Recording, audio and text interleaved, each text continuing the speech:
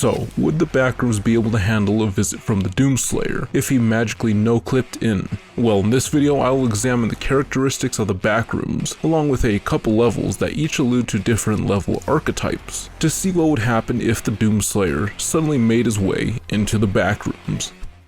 Alright Slayer, let's get you into the Backrooms. So here we are. And as is typical of most people who enter the Backrooms, we are in level 0, the lobby.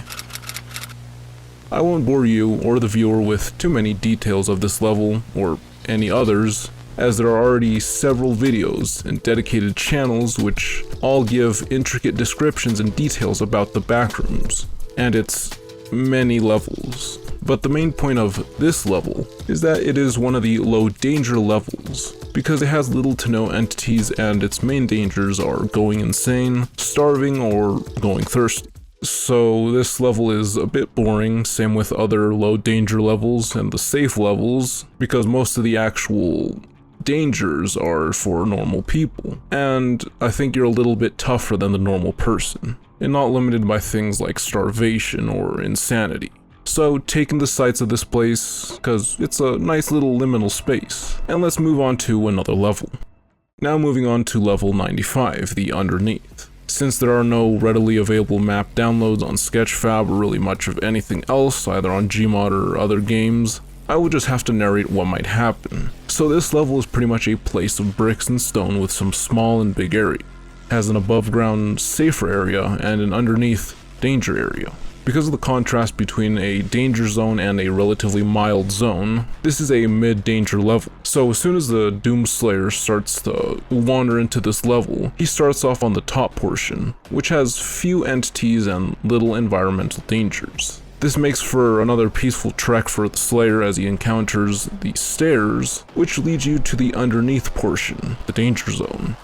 Now this zone is vague in what happens, but pretty much it is a dusty dark basement that disables all electronics but flashlights, and has some either very hostile already known entities or some that are not known. Now because of this extreme hostility, they devour anyone down here if they don't immediately go back up the stairs. But the Slayer just continues without a care in the world, delving deeper into the darkness. Now he may have some trouble seeing through the dark, but that shouldn't really be the case because he got his helmet, which would be able to illuminate the dark areas, even amidst the level that doesn't really like technology. Now if any of the entities here were to try anything to the Slayer, he would of course be unharmed and may just retaliate, which would kill anything down here. This is because a majority of Backrooms entities don't go beyond a city level scaling, and even then probably not even that high. And the Slayer at his lowest scale is around low complex multiversal, so a little bit stronger. Going a little bit deeper and going to an environmental archetype level, we got level 257. They are still alive out there. Now again, no downloadable or playable world, and making it in Blender would take a while, and the budget ain't there for me to even try it. But anyways, this level is a large inflatable park with several large play areas like those you would find inside places with large indoor trampolines and inflatable stuff. The areas are separated by small halls which are superficial with little to no decor, and this level is environmental because grand majority of the dangers are from the environment.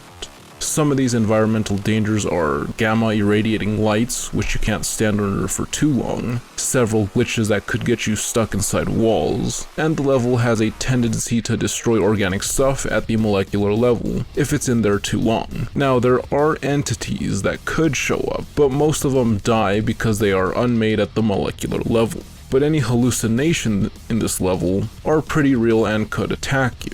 Now if you do stay too long in this place, then you risk the radiation sickness from the gamma rays, and also you yourself being destroyed at the molecular level, because you're organic material. But if the Slayer goes into this level, most of the dangers would be ineffective.